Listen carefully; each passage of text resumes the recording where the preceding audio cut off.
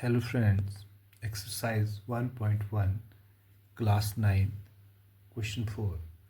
नीचे दिए कथन सत्य हैं या असत्य हैं, कारण के साथ अपने उत्तर दीजिए। इस प्रश्न को हल करेंगे। इसमें पहला कथन है, प्रत्येक प्राकृत संख्या एक पूर्ण संख्या होती है। प्राकृत संख्या पूर्ण संख्या होती है, तो ये कथन जो है सत्य है, क्योंकि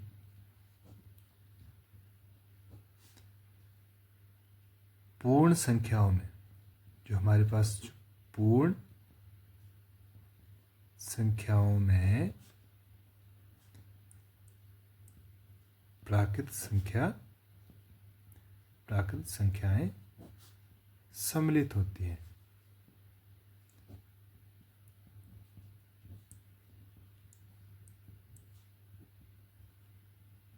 जो पूर्ण होती हैं, इसमें जो प्राकृत संख्या होती है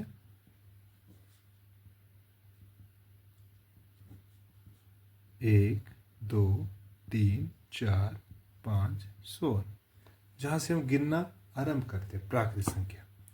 और जो पूर्ण संख्या होती है, पूर्ण संख्या प्राकृत संख्याओं में जब हम शून्य जोड़ देते हैं, 0, 1, 2, 3, 4, इस तरह से ये जो पूर्ण संख्या प्राकृत संख्या में शून्य जोड़ा जाता है तो पूर्ण बन जाती है।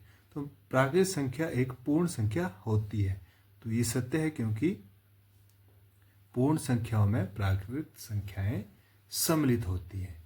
यहाँ एक और कारण है कि सभी प्राकृत संख्याएं पूर्ण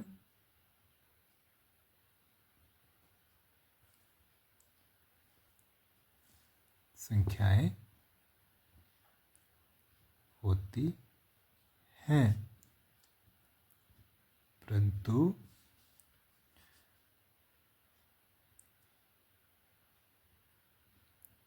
सभी पूर्ण संख्याएं प्राकृत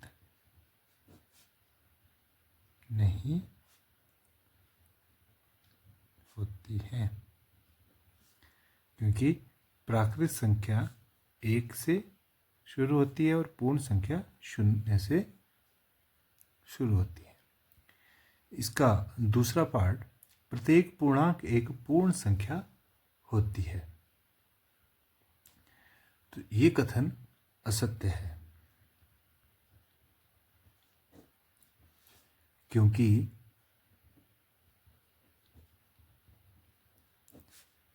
जो पूर्णांक हैं, पूर्णांक में धनात्मक और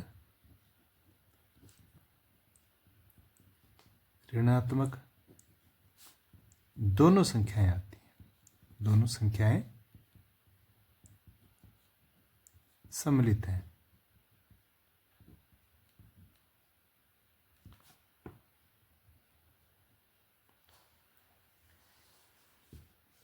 पूर्णांक में, क्योंकि पूर्णांक में धनात्मक और ऋणात्मक दोनों संख्याएं सम्मिलित हैं, परंतु पूर्ण संख्या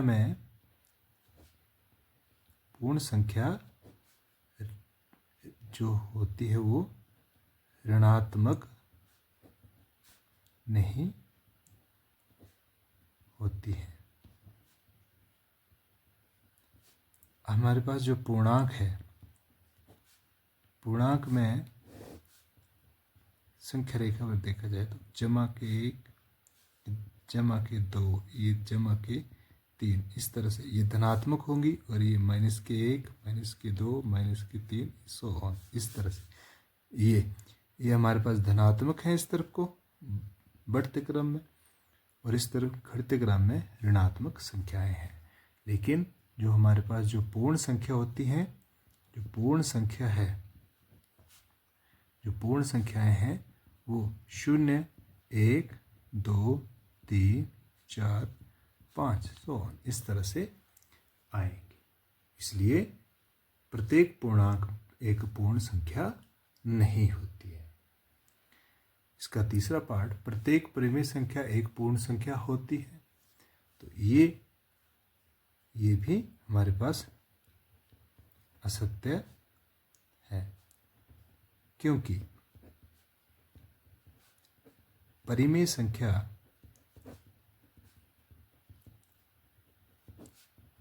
p/q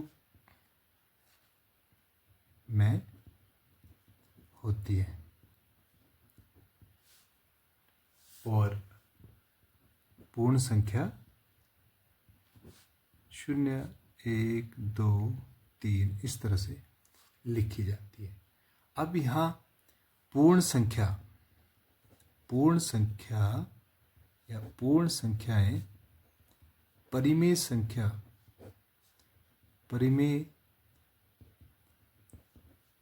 संख्याओं का भाग है।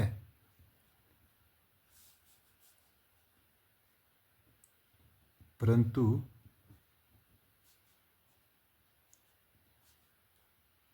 परिमेय संख्या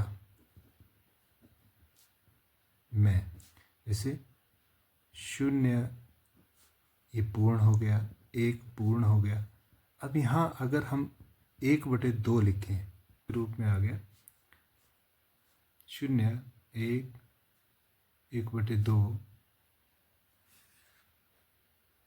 3/2 इस तरह से जो संख्याएं बने, इसमें 1/2 परिमेय संख्या है, 3/4 एक परिमेय संख्या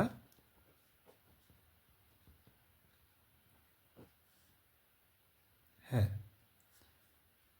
1/2, 3/4, 3/2 ये परिमेय संख्या है, परंतु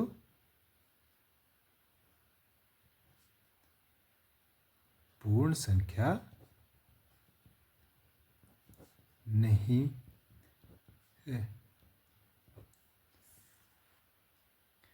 वीडियो अच्छी लगी तो लाइक, शेयर और कमेंट जरूर करें। Thank you.